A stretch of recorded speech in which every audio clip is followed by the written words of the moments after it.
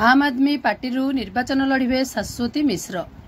बौद्ध निर्वाचन मंडली पर 3 प्रमुख दलर प्रार्थी घोषणा हो सारी परे चतुर्थ दल भाव आम आदमी पार्टी प्रार्थी घोषणा करिछि।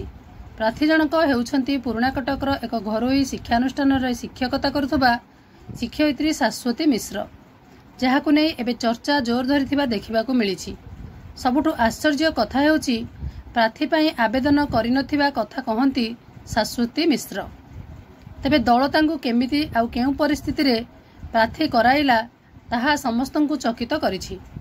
विगत 2014 मसीह दल समरेश मिश्र को टिकेट देइथिबा बेले 2019 मसीह दल काहाकू प्रार्थी कराई नथिला, किंतु चलित वर्ष साधारण निर्वाचन रे आम आदमी दल पक्षरु एक महिला को प्रार्थी करिबा कथा वर्तमान बौद्ध निर्वाचन मंडली रे चर्चार बिंदु पालटिछि। बौद्ध हरभंगारू कुमुद चंद्र साहू रिपोर्ट, मो जिला खबर।